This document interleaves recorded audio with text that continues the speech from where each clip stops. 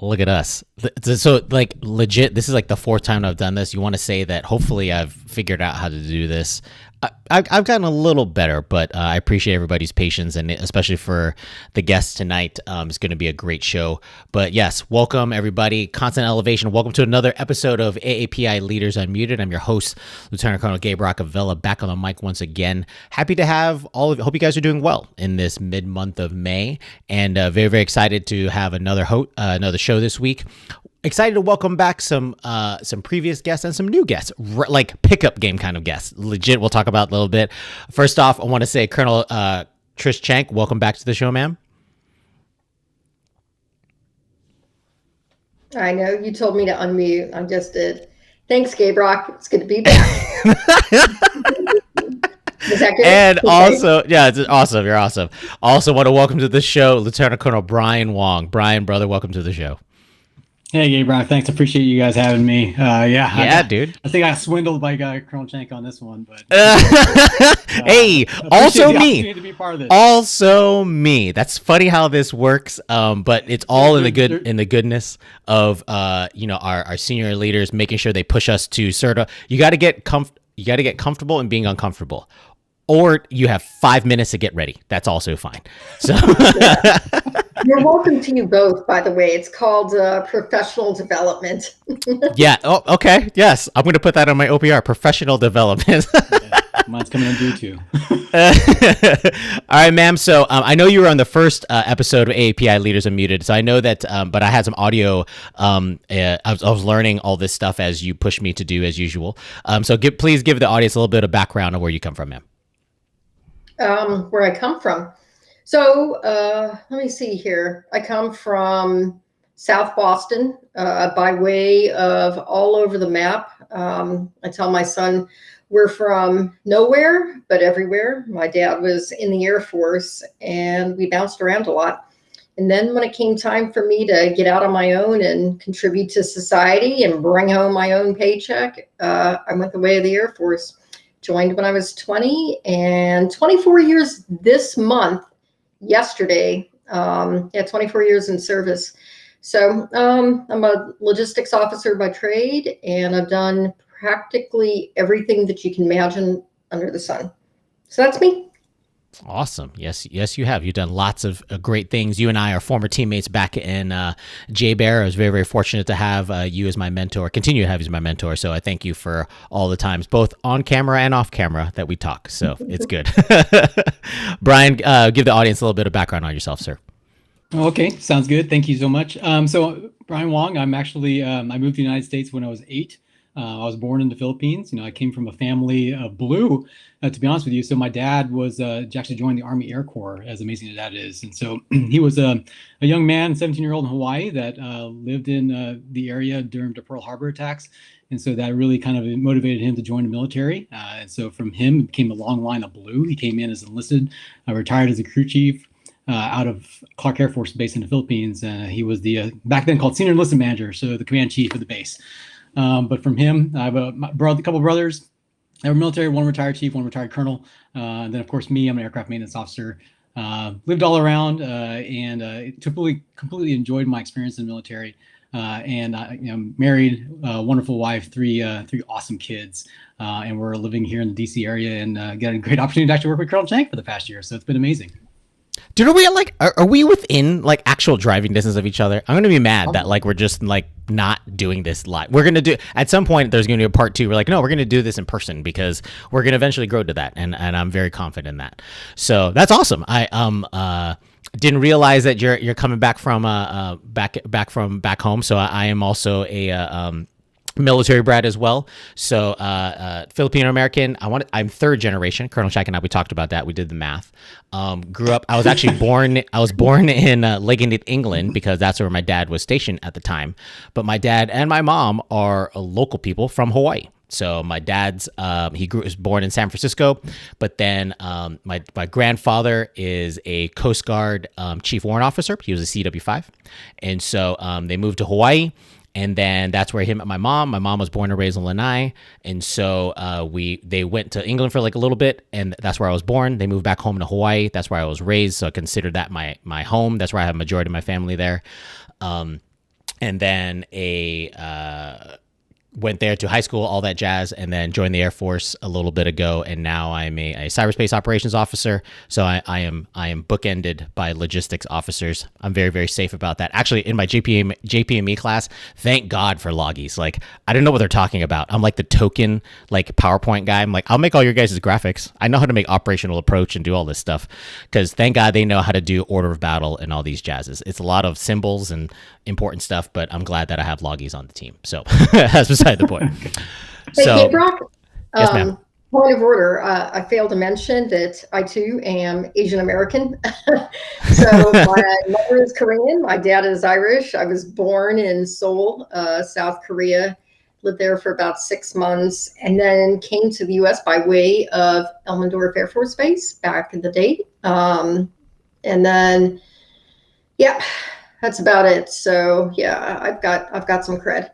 Yeah, that's awesome. It's definitely like, so we've had several episodes here where we talk about like there's different I want to say different degree.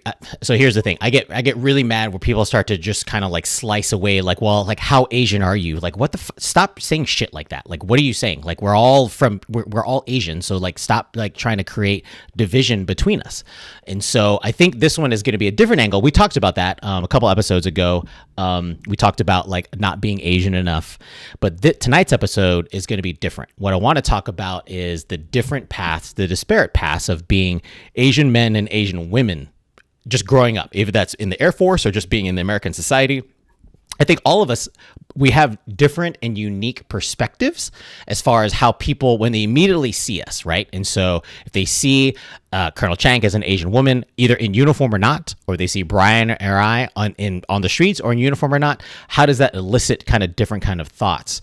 And so this was one of the very first, I'll say, very passionate topics that, ma'am, you wanted to talk about. So I'm going to open up the floor to you. What was like, just, I don't know where you want to start, because I'm sure you can go all kinds of places, but like, how does the either the stereotype or just where you've at and all the successes you had being a Asian and AAPI woman, and then what is that? What kind of things have either things you've dealt with or things you've overcome to make sure that you remain yourself?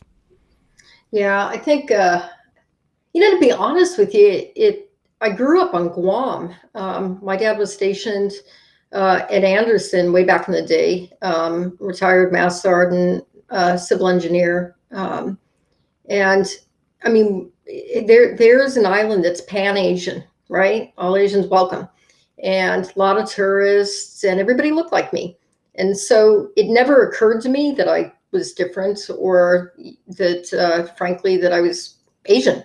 I was just like everybody else. And then my dad went to retire in his hometown in Massachusetts and Boston.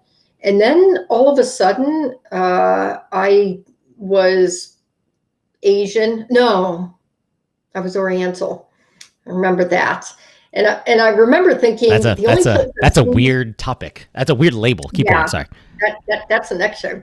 But Oriental, and I remember thinking the only other place where I'd seen that word was on a package of ramen, and it said Oriental noodles. Dude, that is I hate / I don't understand when I see that. I remember showing my kids, like, look, it says Oriental. What does that mean? I'm like, I don't lick your skin. Nobody knows what that means. Like, that's a ridiculous flavor type. Well, and then because I have curly hair, so I thought, do they think my hair looks like noodles? Like, it was just befuddled me. I had no idea what to do with that, so I just kind of set it aside.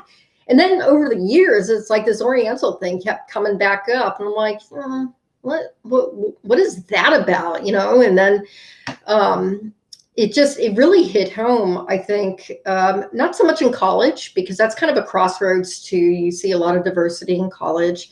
And then everybody was eating ramen because we couldn't afford anything. So that was no big deal. And then coming into the Air Force, I don't know. I didn't pick up on anything different, or I don't think it was a thing until I got to be maybe a brand new captain. And then suddenly the comments that that I was starting to hear were, um, hey, you're pretty good at this. You're a pretty good leader. You thinking about making the Air Force a career? And then just working out on the flight line. Oh, yeah, that's Trish, real dragon lady. And I remember following up on that and being like, what's that mean exactly? The dragon fuck lady? does that mean, dragon lady? Yeah, like, what's going on with that? Can you break that down for me? Because what is it? Do I look green today? And just like, no, because you're Asian. I'm like, that's interesting. That was another one where it was a kind of one-off, and I'll put that aside. And that was back in the day before Google. I think the search engine was Dogpile. It was not good. So couldn't really go in there and go and find, what's this dragon woman thing? No Urban Dictionary. Game of Thrones, as before it became a thing. Keep going. Yep. Yeah. And then it really started to be where it was comfortable, even now, for people to say, oh, you're a twofer, you're a threefer, because you're a woman, you're a minority, and there was something else too. Gosh, I forget. Maybe it was brand of service, your Air Force. And the minority thing, kept going back. I'm like, there's a lot of logisticians in the Air Force. What are you talking about, minority? It's like, the Asian thing that you got going on. I'm like, the Asian thing that I got going on. What does that mean? Yeah. I wish I could be there. I would make them feel so uncomfortable because I don't understand what words they're saying right now. But yeah, right. So, it hasn't been a consistent theme throughout my career, but every now and again, I get this kind of like one-off thing where it's like, and you would have thought that I might have heard more and more of these comments when I was younger, where people I don't know,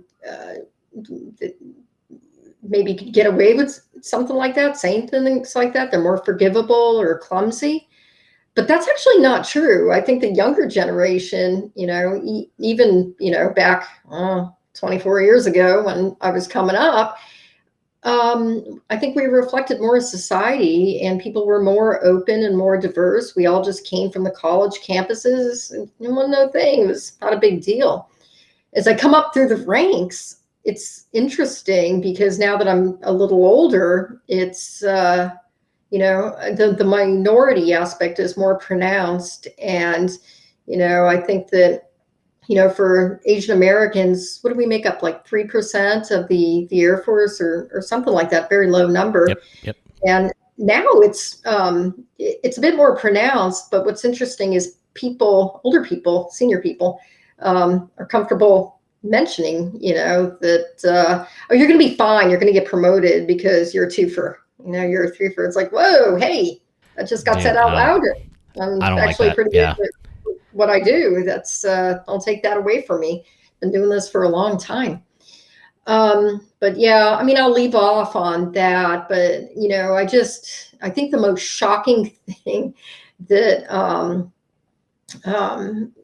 recently, I'll say about a year ago, was, we were at a huge round table, a bunch of senior leaders. My boss was at the head of the table. And as we were talking about racial diversity and what was going on outside the gates and in society, one of the other senior officers referred to me as, well, what is it like being an Oriental lady, Trish? He didn't know that those words were not out loud. Yeah, out loud. But the thing is, he wasn't being tongue in cheek. He wasn't. He had no awareness, and so that was interesting. And so you do it in the most dignified and graceful way. You course correct. And it's like, well, sir, as I don't know what it's like to be anything other than an Asian American woman. I couldn't tell you, but and then you just carry it from there. But it was interesting, even in this day and age, that, that kind of what I would say outmoded think, or maybe old think, is just, it's still there. Yeah, so, it's definitely there. And like, when you're amongst your peers, and the I'm not going to say that the environment that you're in won't necessarily dictate some of your behavior. We're all humans. We're going to try and figure out not necessarily the path of least resistance, but like depending on the context and what's happening, how you're going to respond to that is going to be different from how all of us are either raised and our current state of mind and those kind of things. Because like, yeah, if you happen to be the only, I'm never going to say that O word. It should be O word now. Like that seems like that should not be said anymore. But if you're the only AAPI woman around, be like, yeah, you can share your perspective, and it should be an open conversation. But like sometimes it gets kind of odd where you don't know if you're being used for just sort of like, hey, so I want you to share your perspective just to make sure it's said, and then we're going to move on. Like, wait. Are you asking me the question because you actually are interested, or because you just want to check the box and move on? I know that you and we've had some side conversations about that as far as like how those kind of things can be kind of awkward when they come around. Yeah, probably the more interesting thing was my boss, who was senior than the rest of us at the table, flinched, but he didn't say anything. He just let it go. And then after the session, he got with me and he's like, hey, did that, I saw that you looked like you were a little taken aback there. I just want you to know that, that wasn't okay. And my only thought was, well, why didn't you say something, but I suppose I didn't need him to, because I corrected it. I'm strong enough to do that, but, still, I don't know, maybe he was blown into a state of shock that he didn't know how to address it. But I think that probably the worst thing that I've heard, and, every now and again, I still get it, is, oh, wow, you're not at all what I expected in just dealing with you over email or on the phone. And wow, you're like a cute little China doll, and it's like, how's that now? Well, that's also wow, inappropriate, but keep going.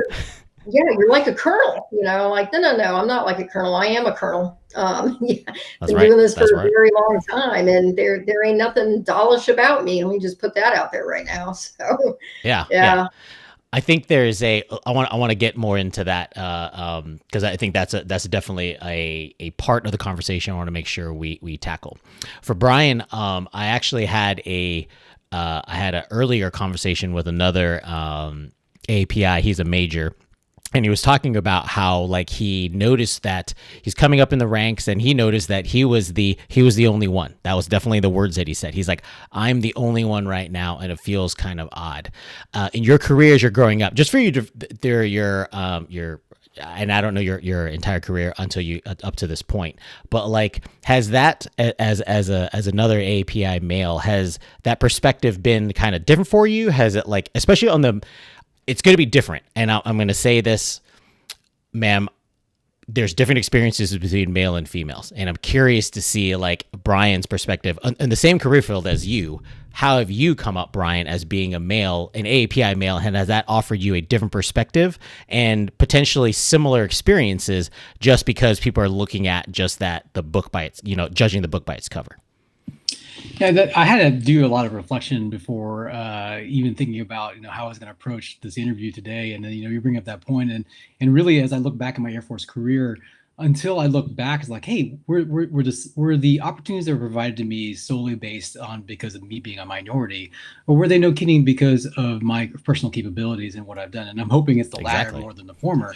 But at the same time, there have been instances where I will look around the room and realize like, wow, maybe I am the only Asian. And in fact, it was fairly recent. And let me take a little step back though. As we talked about this, we bring up the word Asian and how that context potentially is, ubiquitous amongst all of us. But at the same time, like as growing up, coming from the Philippines to Oklahoma was the first state I lived in. And like you, I lived in Lakenheath. I actually graduated high school there. That's where I met my wife. And we spent 4 years there. Amazing, right? That's how all this stuff connects. But I never once associated myself as being Asian until I started filling out sheets of paper asking what your ethnicity is. experience. I guess, for that part, it's how you personally feel about yourself. And I've been lucky, maybe lucky, maybe not. I don't know. I've always been surrounded in a military community that's been a lot more welcoming. And so my mindset, at least going into the military, was that I would be afforded the same kind of welcome when I joined the military. And I did for the majority of my career.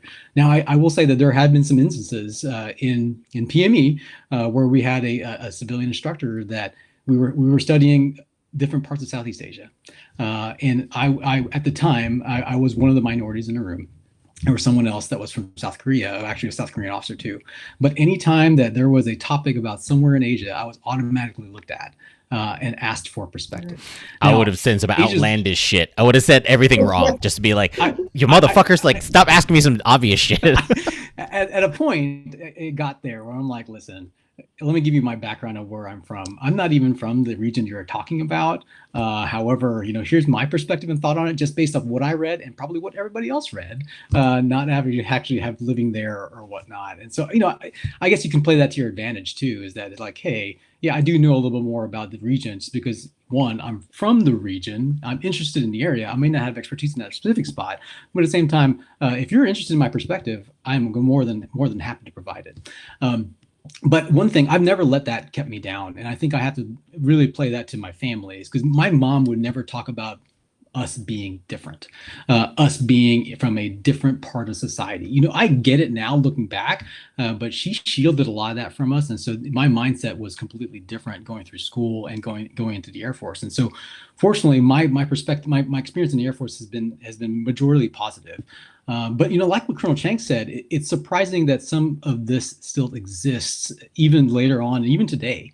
It was just a few years back when there was a senior officer that had essentially called me and another Asian American out, and were unwilling to listen to us, even making fun of our last names, which to me, I was taken aback. Exactly right. I mean, this was 2017, and I couldn't believe it. I just really that's way too. That's way too soon. Yeah, that was way too soon, and that was the first time that I felt that way in the military. And so, other than that, my experience has been majoritarily positive.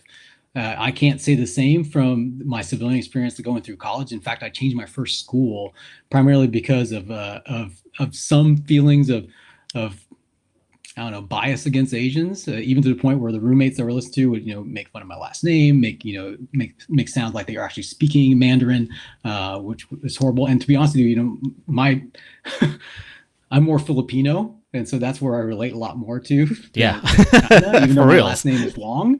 And you said some people are surprised when they meet you, and Colonel Csank mentions too, they're not expecting the 6-foot guy to walk in the room. They have a different thought of when they see my name. And then when they finally meet me, they're like, oh, you're not what I expected. Yeah, so, it's interesting. And Colonel Csank, you were mentioning this earlier, as far as you're not what I expected. What are you saying right now? What are you expecting, right? And so, for my last name, because it's a Filipino last name. If you know about the history of the Philippines, a lot of Spanish, we'll call it influence, sure.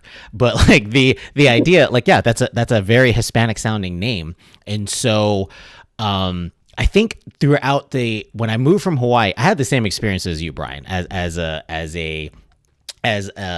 just being a local boy in Hawaii for the majority of my life, and then I moved to Arizona, and then I'm like, okay, cool. There's brown people. They're not the similar as brown people as me, but there's brown people, and there's all kinds of. I happen to be where my dad was stationed and where we lived. There was still a mix of. It's very interracial, so it was cool, but it was a thing of no. You're actually different. And so I got if I think about it, I did get teased and found those or experienced those things. No, you're definitely not around here. And I had to do my best in order to try to figure out what that meant. Part of that was just kind of owning it. And yes, I am that. And sort of it's the, it's kind of like the Eminem in 8 Mile. I'm like, no, I'm going to take care of my stereotypes before you can say anything. I already own all these things, so you can't say this. Yes, I'm actually third in this whole goddamn class of this high school because I'm that goddamn smart. Not because I'm Asian, because to your point earlier, ma'am, and to you as well, Bryan, I want to be measured on my merit. It's not because I'm Asian. It's not because I'm a dude. It's not because I'm a female. It's because I'm a really good person and I know what I'm doing. And so that idea, the subject matter I had to think about as well. I can't say I know exactly what a female experience has been as being Asian. To your point earlier, ma'am, as far as being like we'll call it twofer, being Asian and a female. I think there's some different stuff. I mean, like, when people, I mentioned, we were talking about this before we started recording. I was like, hey, so do you mind if I mentioned that you were the first female wing commander at JBear? Like, no, you don't care. It's like, because it's a thing. You're a wing commander who happens to be female. That's just, it's a thing that happens to be there. But for some people, they want that to be like this huge thing and like try and like put our uniqueness on a pedestal. And it's like, well, I mean, but I'm here because I'm qualified, right? It's not because I'm the token female. It's not because I'm token Asian, because I'm the goddamn best to serve in this capacity. And you exuded that over your entire command tour there. And I just felt like, in that first instance when I went to your change command and showed you memes, because that's what I do. And then throughout our time of serving together, just how did you balance that? Like you have that twofer kind of thing. You're an Asian American woman and a woman. Like how was that for you? Yeah, I got to be honest with you, because Alaska, the population right outside the gates, Native Alaskans, and a lot of Right. Asian Yep. population. Oh yeah. So I almost felt like I got less attention on base. We had the month of May came twice during my command, and Asian American Pacific Islander month. And on base, I was never asked to speak, and I thought that's okay, because there's plenty of others to go and speak. But I got a lot of attention downtown during Women's History Month, and then Asian American Pacific Islander month. I mean, colleges had me teaching. I'm not a teacher, but there I am instructing, a course during the semester, going to speak to just wide, diverse groups of people. But I think that at least on base, on duty, I don't really think it played into anything, into the social dynamic. Now, I will say the gender piece did. And my brother wing commander in 3rd Wing, Bobby Davis, actually picked up on some of the more quiet biases, we'll say, because he sat next to me at every briefing, at every conference at the MAGCOM, and, we sat at the table. And so he and I were kind of connected on the hip at, different issues. And so he was in my head, I was in his head. We both had each other's backs when issues would come up. And, sometimes I think that, when folks were addressing me, he would do one of those and pass me a note. He's like, was that okay? Are you okay with that? I don't know what to say to that. And he would pick up on things like, I don't understand. They're not talking to the other woman that way. They're not talking to the other woman that way. Why, and Interesting. Why you? The other interesting thing I think also is, compared to some of the other women that I've seen, I'm from South Boston. I'm a bit plain spoken, and at least for me, maybe you call it a defensive mechanism, or I don't know, maybe it's just me and my personality, but if I feel like something's going down a road that I'm just not comfortable with, I'll try to, stay it off at the pass. I use humor a lot. And then when that doesn't appear to work, I get a little gritty, and just, hey, why don't you step back from that? I'm not comfortable with you talking about that. And I don't think that, folks, at least the couple, let me not generalize, at least the couple of incidents that I had, the individuals that I was dealing with were not expecting me to, I'm 5'1", 100 pounds on a good day. I don't think that they were expecting me to be as gritty or as, push back with humor and, reframe the conversation as I have been. And I wonder, because it just, at first my impression is, would you talk to a man that way? And then, for a bit it was, would you talk to a white woman that way? Because I'm not the only one in the room. I might be the only Asian American, period, or Asian American woman, but I'm not the only woman in the room. And, I wonder if it's because there's a stereotype bias that, maybe comes from the media or comes from history, frankly, that Asian women, subservient, quiet, two steps behind your man, cast your eyes down, you're not going to push back, everything is going to be quiet. And I think when you don't fit that mold, it's kind of like, you are not at all what I was expecting here, and but like Bryan said earlier, you got to be comfortable in your own skin and own it. But to come back to your question, I mean, at least with regard to the people that I was working with on base, both mission partners and some of our helping agencies, I don't think it was an issue. Or if it was, I was never in earshot and I never noticed it. But I think that when it came down to it, man, they were rough on me when I didn't get something quite right. I got lit up on Facebook just like everybody else. And, when You're the wing commander. You got to take all that stuff. Yes. yeah. Raw chicken sushi. Not bad. It didn't work out. We moved on to something different. But, and then when it was good, everything was just fine. So, yeah. That's an interesting, like when everything is good is just fine. And so I feel like sometimes I wonder, so Bryan, like when thinking about like so if you're going to be, there's some similarities between a stereotypical Asian woman and an Asian man. We're very non-confrontational. Like we're just kind of like, maybe for the men as well, we're going to just kind of take in everything and just sort of be, not necessarily be stoic about stuff, but definitely like maybe we're just not as emotional as, there was an interesting conversation I had with another officer. It said that he's another Asian guy. He was like, yeah, I actually like the fact that I'm more in tune with my feelings and know how to process my emotions versus anybody else. And someone says I'm going to be more, I think the word I saw was effeminate, which is kind of weird. Like being in touch with emotions has not, in my opinion, doesn't necessarily exactly equate to being effeminate. It means you're in touch with your emotions. If you knew my family, you know my dad, and you know me, I'm a very emotional person. It has nothing to do with, I'm the firstborn of Villa. Somehow, like we are cursed with wearing our emotions on our sleeve.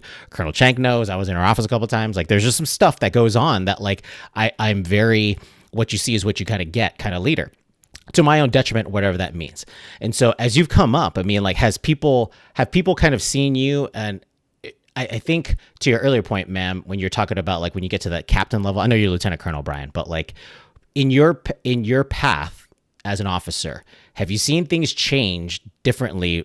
Maybe in correlation with your rank, to be like, oh yeah, so he's going to be a cool officer. Like, oh no, he's going to just maybe even be a pushover. Like, he doesn't know what he's talking about. He's just a brand new captain or whatever it is. Versus like, no, I actually know my shit, and it has nothing to do with my skin. Even though you're going to try and correlate those things, just give me a chance for my character before you start like judging me.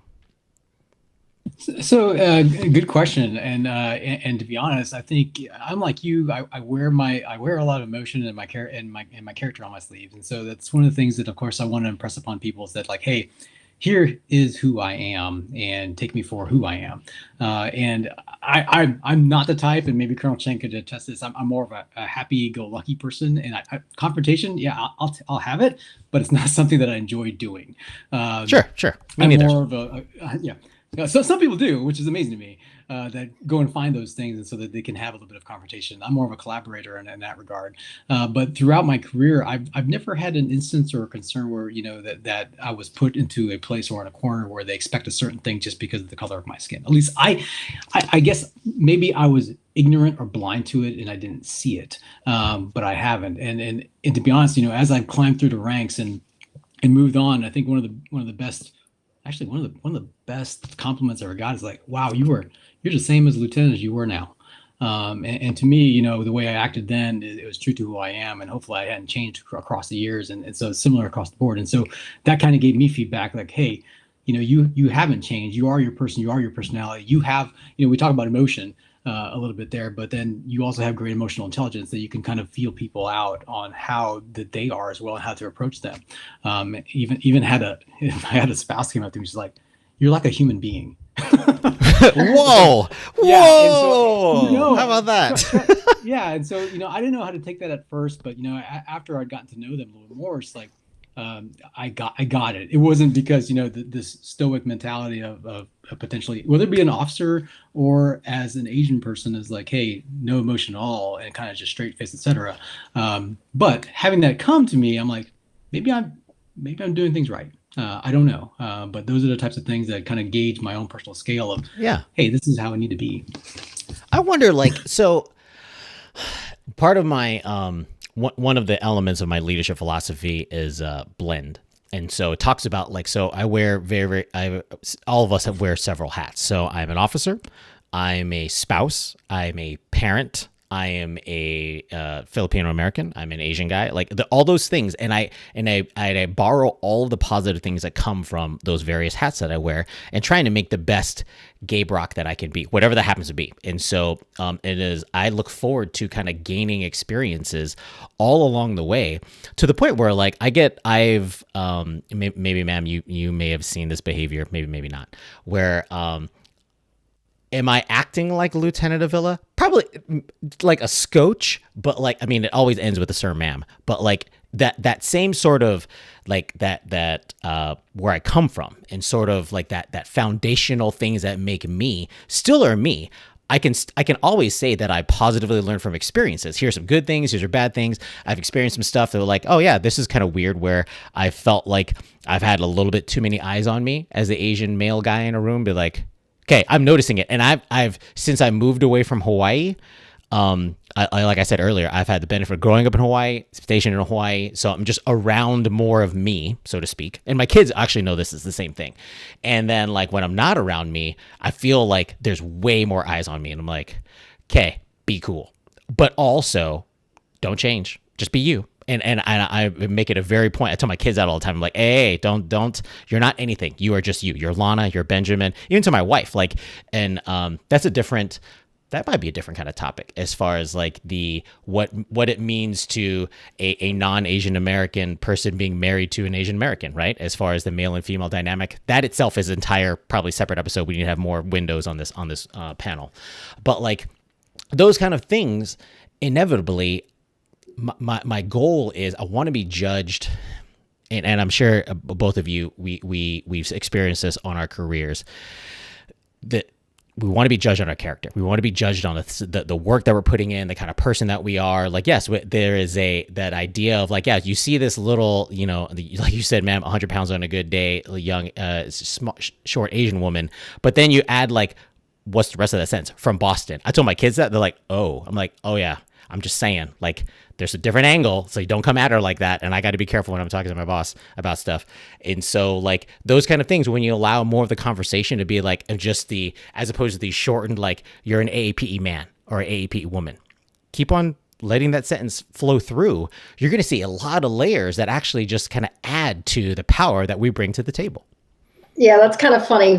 First thing you said, short, we don't say that. We say closer to the earth. Thank you very much. And the second thing, so Bryan's worked with me for, like, all of, like, 9 months or so, and maybe a little more. And Bryan knows a couple of things about me. He knows, not tech savvy whatsoever. I don't even try. I just go back and no. Bryan, it doesn't work. I can't get into GPS. Did you try putting the code in? Well, no. So as long as she doesn't call you Gabe, because we're actually two separate Asian guys, so that's fine. That's both, very tech savvy. But gosh, you said something else. Oh, right, yeah. So we all have our different personalities. Hands down, Bryan Wong. I don't know if you're here or here, Bryan, or up there. Here? There? Yeah? I have no idea. I only can see Gabe. Oh, well done. So anyway, Bryan is hands down the most happiest, positive, altruistic person I've ever met. I mean, no kidding. And I've met a lot, very happy, but that's who he is. Gabe Rock, you're just like off your rock most days because you had that was it the skateboard you used to come to work on? Yep. Yeah, Yeah. and I thought, Wow. How's he going to go to your wing staff meeting? I got a skateboard, obviously. Yeah, got a skateboard. I'm like, hey man, just park that thing in the coat closet there. I was wearing a helmet. I had my PPE on. It's fine. Yeah, well, but you were walking around your hood, picking up trash and like weighing it and, posting it on Facebook and, the things, but you had a lot of fun with different projects that we had out there. You're offbeat and you think differently, right? And so that's you. And you just, so for me, who knows, right? You talk about, non-confrontational. Let me tell you what. So my mom, the wise one, we call her, she's very calm and she's like, she doesn't call me Trish. Patricia, you must first be able to control yourself if you expect to control others. I mean, she was laying down wisdom there, Dang, with first names and whole names, whole first names. Right? Okay, go ahead, whole Mom. Name, and got to first control yourself if you ever hope to control others. And so you aspire to that. And I think that I've gotten to the point where I pretty much on most days master it. But I'll tell you what, you want to get sideways with me? Hold my earrings because the old Southie's coming out. Oh, shit. Yeah. Don't think that there's going to be any tension here. Am I packing? Right down here on the left leg. But, we all bring something a little different to the table. So I think it's kind of cool, though, when, folks now it's just you have a choice. When you hear some of these comments, you can choose to look at it as an attack. You could choose to look at it as, someone maybe picking or bullying or whatever. Or you might choose to look at it as a little clumsiness, a little awkwardness, maybe a splash of ignorance there. And so, part of, I think, who you are and how you relate to the world is that choice that you make. Now, sometimes you're going to get it wrong. Maybe they did mean to be ugly about it. But, again, the choice is, who are you? What is your worldview and how do you see that and how do you react to it? And so, for the folks these days who are like, wow, not at all what I was expecting through all our email trades, and or on the phone. And so, humor is one of my tactics, defensive mechanism, or to diffuse a situation gracefully. Not what you expected, huh? Is it the hair? Is it because I have too much hair? Is it because I'm closer to the earth? Didn't see that coming. God, so, okay, I get it. I was kidding. Is it because I wear purple mascara? Yeah, not what we expected.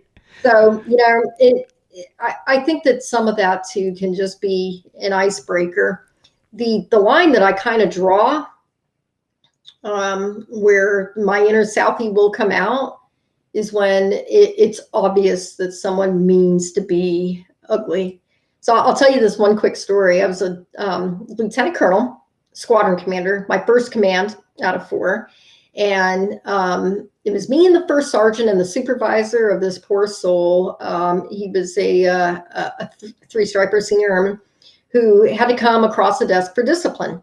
And, as most of these stories go, I mean, we know the routine. You knock twice, enter, you come in, you report, you get the piece of paper read off to you, you march yourself on out.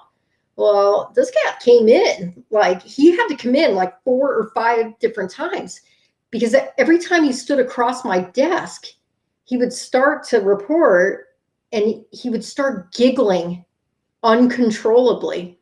And so every time I dismissed him and he said, do it again. I'm like, what the heck? And the first sergeant, I thought the first, sure, was just beside himself.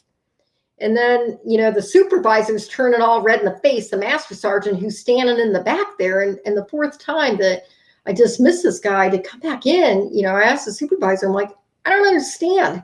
Why is he giggling? Is he drunk? Is he, what's going on? Is he high? What's up? And, the master sergeant he broke out into a sweat. And he said, ma'am, I would just like to talk to the first sergeant. So they went out of the room, they talk, and the shirt comes back in and the shirt's just mad.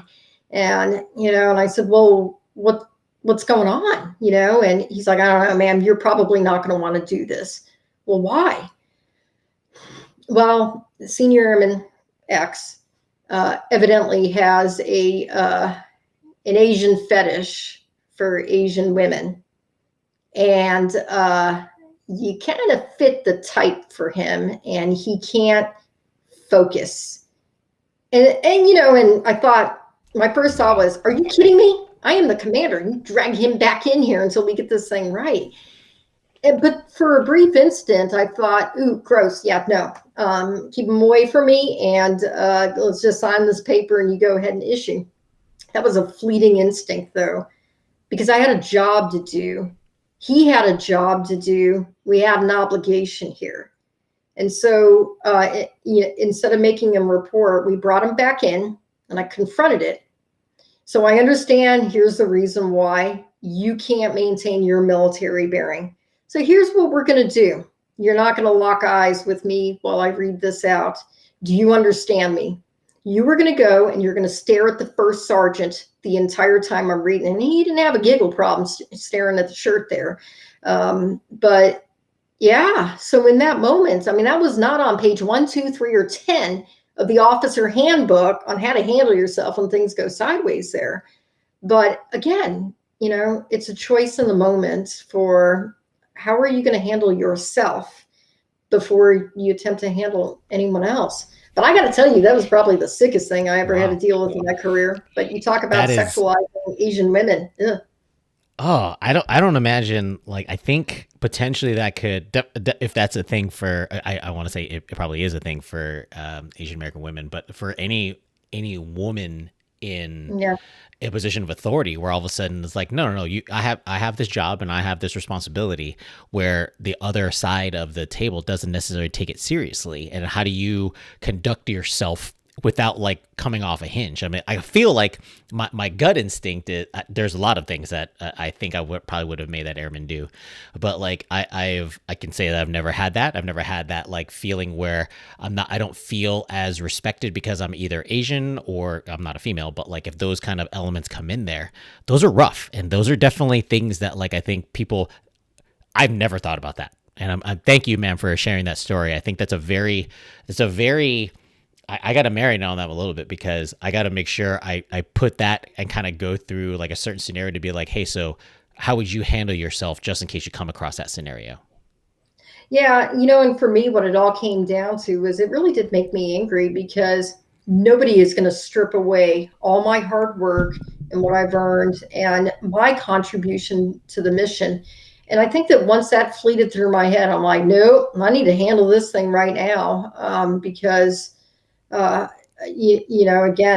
I got a job to do here, and I am the commander, and but I mean, it's hard to balance that. You don't want to be unkind, and you don't want to be not true to yourself, but it is never going to be okay to subdue that, or shy away from it and just sign your name on a piece of paper and let somebody else do your job for you. You can't abdicate that.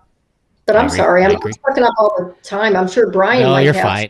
I got it. So there's this idea of so Bryan, you and I were talking about like, and I think there's this idea, and ma'am, you're actually saying the same thing, where, and I don't know if this is necessarily like I don't think it's a negative trait. I see it, when you approach certain situations, and then maybe your first reaction, just to check it, is through humor.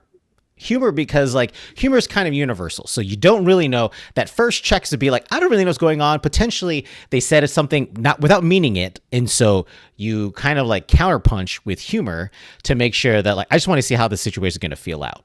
And so I'm same like you, Bryan, where like, I'm a very positive, I feel like I'm a super positive person, almost to the point where if someone sees me not being sort of kind of happy-go-lucky, it's definitely a signifier of like, you okay, sir? Like, yeah, I'm fine. Like, what, are you sure? Like, well, no, I got some stuff going on. I gotta go eat a sandwich or lift some weights or do something in order to get right. And most people understand when you're around me enough.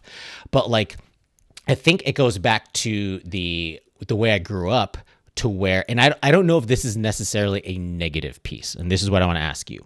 So like, I want to make sure that I try and treat people like I'm going through, I'm remixing my leadership philosophies bookwork, ma'am, as far as the spirit of aloha and just understanding what that means and putting that in the world. And I really want to, that first step is going to be there. But like, do you think as an Asian male, potentially, is that going to be taken advantage of? Is that going to be seen as a weakness? Like, where is it? Regardless of whatever that means, like, I don't care what that means. Like, what is it going to be for us to maintain, to make sure that we remain true to ourselves and how we grew up in our respective and our awesome cultural backgrounds? Like, I don't want to lose those things. I don't want to wash away the way I grew up just to kind of conform to something to make somebody else feel comfortable. No, that's a great question, because like in fact I was almost confronted with something like that when I was interviewing for a job for a squadron commander. The wing commander had called in and asked me if I was interested in going to a certain place, and it's always hard to say no in those situations. But then after it was all said and done, with the wing commander, the group commander, the maintenance group commander came online and asked me questions like, "How are you going to change if we pick you to become the AMXS commander here?" And because, a lot of my speech and talk was about who I was and who I am and how I approach life and how do I think about things. And like, the Filipino culture is a kind of a warm culture, right? So they're almost welcoming, all about family, about engagement, about friends, that. And so that's how I approached my leadership, and that's how I approach other people, was in the same way. And that's something that I cannot change, or I couldn't, if I tried to, I wouldn't be genuine. I wouldn't be authentic, and I know people would see right through that. And so I don't want to affect that. So at the same time, yeah. And so I told that guy that was like, I'm not. If you are looking for a certain mold of individual, this isn't it. If I don't fit that mold that you want, then please don't hire me. Hire Bryan. I want to hire Bryan. I don't know what's happening, but I want to hire Bryan. Like, yeah. That's I don't know if he was giving you a question to be like, how he's going to react, and then you fucking nailed it. But like, that's exactly the answer I want to hear. That's awesome. I just like when you brought it brought up that specific moment, because it was, for me, after it was said and done, it was an emotional event for me, because I walked away. I'm like, wow, I can't believe somebody had asked me that question of how I was going to change because of a position. And like you, and kind of you mentioned before, I'm not willing to sacrifice it. And Colonel Csank is right on. It's like, we have a job and we have a duty to do. And we can conform and do those duties through multiple personalities, multiple characteristics. There's no reason for sacrificing that. And obviously, you have success. Colonel Csank is obviously very successful. I've scathed by it and made it this far. Super happy where I am, and grateful for all the things that the Air Force has provided. And I can look back in my career and be proud of the fact that I didn't change who I was, or I didn't change who I am in order to conform to some other vision somebody else had. And if that was the case, I think that's when I would hang up my hat and be like, I'm done. Can you see my heart growing bigger like the Grinch? Like, it just grew like 7 times right now just from your speech, bro. Like, I'm not kidding. Like, that inspires me so much to hear another AAPI male, another leader, another just person next to me that I feel proud to be. They're like, no, you're going to stay who you are. That's an odd question without understanding the context of where that question came from. I don't care. That was an amazing fucking response. I could not have. I feel like if someone asked me that question, I would have to be like, okay, hold my beer. I don't know what's happening here, but this is the answer I'm going to give you, sir. So, dude, Bryan, that was an amazing response. We are coming up to the end of this window. So, Bryan, thank you for joining. Colonel Csank, your final comments, just so you know, so you can marinate how you want to do it. Bryan, I really appreciate you sharing your stories and being the last minute pickup game. Again, two people on this panel have been voluntold very quickly by Colonel Csank to go do stuff, and we're always happy about being uncomfortable with being uncomfortable, but it's fine. This has been a great stuff. So I'll offer some final thoughts as far as whatever you want to talk about for tonight. No, I think it's a great forum, and for people that are listening and are going to be watching this, I think what I said is true to my word. Is like I think you focus on the merits. Don't try to hide who you are. Be proud of it. And that's the way I always put a positive spin on anything that everyone ever brought to me. And my wife kind of gets that to me because like I always think that we're going to get somewhere on time. So if we leave right at this moment, we'll get there on time. But there's always stoplights that stop you along the way. But how you make those stoplights work and what you can do during that time of pause. use that to your advantage. And so I think it's great to bring up these points and highlight these different aspects as we grow across our military career, our professional life, or whatever may be a family. But the approach that you use and the way that you view yourself and the fact that you need to be proud of yourself are incredibly important, especially for not only your mental health, but the way that you approach people. So if there's anything to get away from that, is just be true to who you are. Hell yeah. Hell yeah. That's it, dude. I would say mic drop, but no, I want to make sure we save enough time for Colonel Csank. Ma'am, pass it over to you for final thoughts tonight. Yeah, no, I mean, I guess the only thing that I want to say is I really appreciate, Gabe. First of all, you not unfriending me on Facebook. I kind of threw this on you and was like, hey, I just got shut out of a panel for Asian American women. Here, get a pen and paper. Write this down. Here's what we're going to do. Legit, this happened. Recorded. This thing is going to be live because I really do believe that this needs to be a conversation. I do think that the issues that you're bringing up, and I love it that you're doing it week to week, and you're bringing up issues that we quietly acknowledge in the corner, in the shadows, and we just don't talk about that. We're not going to talk about the model minority myth because that could get a little uncomfortable. We're not going to talk about the hypersexualization of Asian women or the, folks talking about Asian American men as being effeminate. So I'll talk about those things because that is uncomfortable. But I just, this is three people talking. Last week, you had a couple of people talking. The week before that, you had a couple of people talking. But 3% of the Air Force is actually more than just three people. It's quite a number of people across the enlisted ranks, across the civilian ranks, across the officer ranks. And I hope that if nothing else, I'm going to just drop this little hint for you, Gabe Rock. Keep going. Yeah. I'm writing down a task. Keep going. Yeah, this doesn't have to be limited to Asian American Pacific Islander Month, right? Because there's other topics that I think that are worthwhile talking about. But we need to talk about these things. And I think that we need to be comfortable with it. We all come from different cultures, different upbringings, and different worldviews and perspectives. But if we don't talk about these things amongst ourselves, then how is it that anybody else is supposed to understand us? Understand the cultures that we come from and understand why we are who we are, and understand why some things might be a little difficult for us to kind of swallow down just because of cultural upbringing. And so I think that we're not the only minority group in the Air Force, certainly, that has these challenges with people's perceptions of what we should be or what we could be. But these are important conversations. I think you're doing important work here. I applaud you. It takes a lot of courage to take something like this, internalize it, put your name on it, and put it out in the world. But you're doing some remarkable work here. I'm very proud of you. And I hope that the folks who have an opportunity to lean into some of this can relate and know that they're not alone.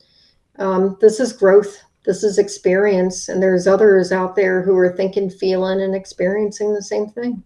So I'm proud to be Asian American. I'm proud of the uniform that I wear. I'm proud of the work that I do. I'm proud of my brothers and sisters, all races, all ranks. And I think that is the fabric of the Air Force that makes us so fantastic. But we should never let anyone get away with telling us who we are, ever. Yeah. Mic drop. Yeah.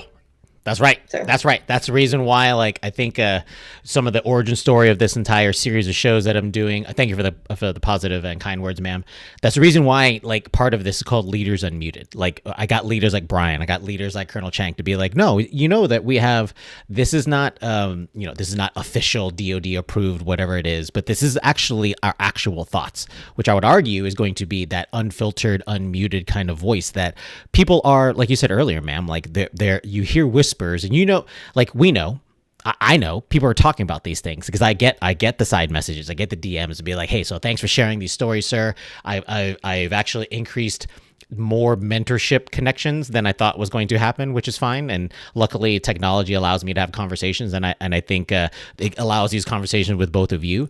And so I do thank you both for taking time out of your schedule tonight during this week to kind of just talk about just our different perspectives and just remaining unmuted, remaining to be true to ourselves. Bryan, I'm not kidding. Like I got reblued a little bit just from our conversation, because that's the kind of person I want to make sure I'm doing right by you and by Colonel Csank, to be like, this is the kind of Air Force, as one of the token airmen in my class, and be like, you know what we talked about last night? Here's what we talked about. I don't care about this thing we're doing in this fake ass scenario in AFRICOM. I want to talk about this, and I'll try my best, not really, to not talk about this tomorrow, but because I think this is something that we'll use our platform to just kind of share our stories and share our perspectives, because they need to be heard and they're important. They're important to be shared.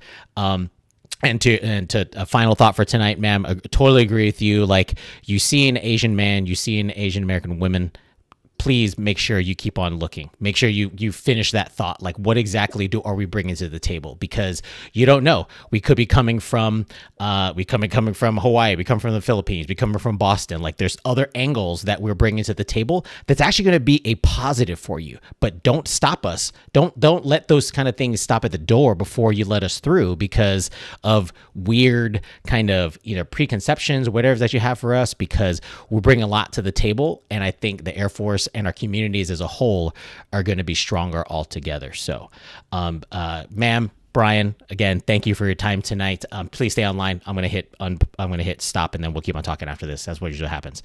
But for everybody tuning in tonight, Constant Elevation, AAPI Leaders Unmuted, we got another one. Ma'am, Bryan, thank you for tuning in, and we'll talk to everybody next week. Peace. Peace out.